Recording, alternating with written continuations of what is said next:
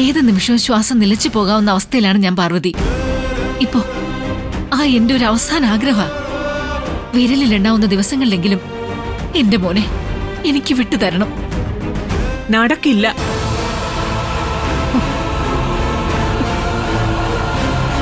ഗൗതം എന്റെ മകന്.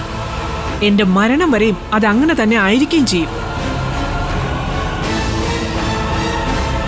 അതിന്റെ ഇടയിലേക്ക് നുഴഞ്ഞു കയറിക്കളയാന്നുള്ള നിന്റെ ആഗ്രഹമുണ്ടല്ലോ, അതിനെ കുഴി കുത്തി മൂടുന്നത് നല്ലത്.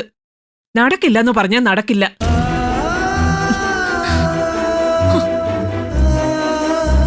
കഴിഞ്ഞ 30 വർഷവും ഇല്ലാതിരുന്ന മകനോടുള്ള സ്നേഹം കൊണ്ടേ ഇടയ്ക്ക് കയറി വന്ന് എന്നിൽ നിന്ന് അവനെ പറിച്ചെടുക്കാന്ന് നീ വിചാരിക്കണ്ട.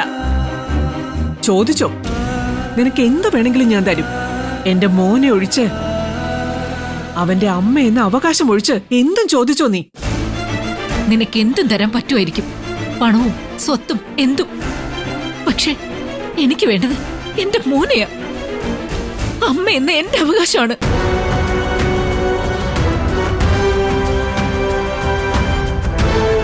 ഒരു കാര്യം പറയാൻ വേണ്ടി മാത്രം ഞാനിപ്പോ വിളിച്ചത്. ഒന്നുകിൽ നിധിക്ക് ഗൗതമനോട് സത്യം പറയാനുള്ള അനുവാദം കൊടുക്കണം, അല്ലെങ്കിൽ പാർവതി തന്നെ ഗൗതമനോട് എല്ലാം പറയണം.